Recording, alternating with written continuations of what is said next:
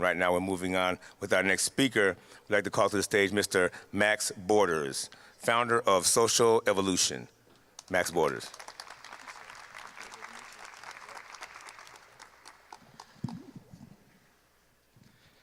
So I want to say something perhaps a little bit subversive on a stage in front of a group who's concerned with ballot access, for example.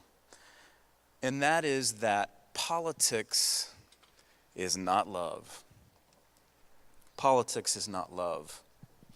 This may seem like a strange thing to say, but if you've been on social media lately, you've noticed that political exchanges are acrimonious, right? We go out and we have two teams. It's like as if you were to get out your phone and there were only two apps, the red app and the blue app. And that's all the choices you had. And then we enter into these exchanges online about who's right and which app you should choose, and that's it. And I understand the need for wanting more apps, because for many, politics is meant to be an expression of our values. The problem is it's really not. Politics isn't an expression of our values any more than it's an expression of our love. It's an expression of it, perhaps, but the consequence is you go and you cry your teardrop in the ocean, and that's where it ends. Then we can go home feeling as if we're puffed up on rectitude, that we've done right by humanity. But this is the problem. Some of our other speakers talked about the problem of centralization. And the problem of centralization really is this. We are outsourcing, in a sense, our humanity, our values to distant capitals when we engage in the political process. And you might say, well, Max, how else are we to do it? How else are we going to express love? How else are we going to help our fellow man but through the voting booth? Well, the answer is you simply lock arms and do it. Instead of criticizing others on Facebook about the way things ought to be in that distant capital, or trying to get as many people as possible for 50% plus one in the voting booth so that some person that you think is going to be an angel, and they're never angels, get installed in office in order to express your idea of the good, your values. Instead of doing that, why don't we just drop that to some degree and get shit done? So, in the last century, 1 out of every 3 people belonged to what was called a mutual aid society, for example. And these were organizations that the poorest among us belonged to, and we held each other accountable in these organizations.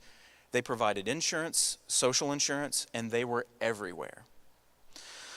Along about the early 20th century was the rise of the welfare state, and the welfare state was a product of politics. It made people dependent to some degree, and we have ever since argued over its effectiveness at helping the poorest among us. We can't even imagine life without the welfare state, for example. But what the welfare state did in terms of good for helping the poorest among us, it also destroyed a little bit of something, and that is our sense of looking out for each other, our sense of commitment to looking out for those around us and our families, our communities, and beyond, even to strangers. But just as our earlier speaker talked about the difference between government and governance, we now have the difference, in a sense, between this outsourcing of our charitable instincts and our insourcing of it. The restoration of community is possible with the very technologies that they described earlier as blockchain, which a couple of you had heard of. It could be blockchain, it could be holochain, it could be any number of the technologies that unite people and allow them to work together in common cause. But unlike dropping largesse from the sky onto people who qualify for a certain kind of standard without actually knowing who they are and why they're on these particular programs, mutual aid is a way of harnessing, leveraging the power of community to make sure that resources get to the people who need it, and resources don't go to those for whom those resources are destructive. The welfare state is unable to do that, in a sense.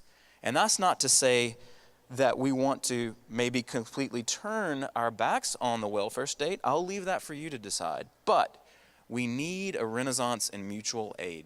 So one of the primary goals of the organization Social Evolution that I belong to is to bring about a renaissance in mutual aid.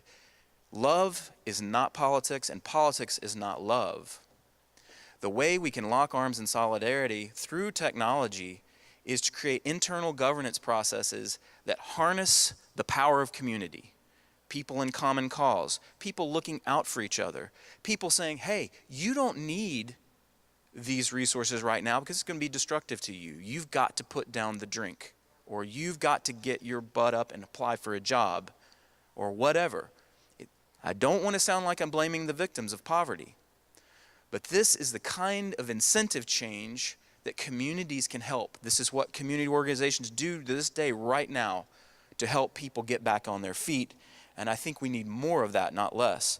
If you can introduce technologies that bind people into networks where they help each other out, and they're able to pool their resources and direct those resources to the best uses, so that those who are struggling, or those who have lost their jobs, or those who have any sort of conceivable need can find temporary assistance and relief, that system is going to be much better able to account for the particular circumstances of those in need based on the local knowledge of the community members.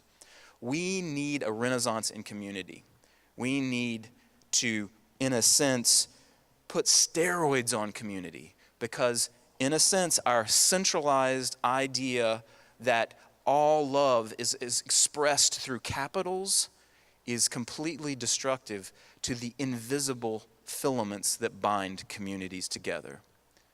So if I can leave you folks with anything today, I'd leave you with this. Politics is not love. Love is about locking arms with the people we love around us and getting things done, taking care of each other. Thank you very much.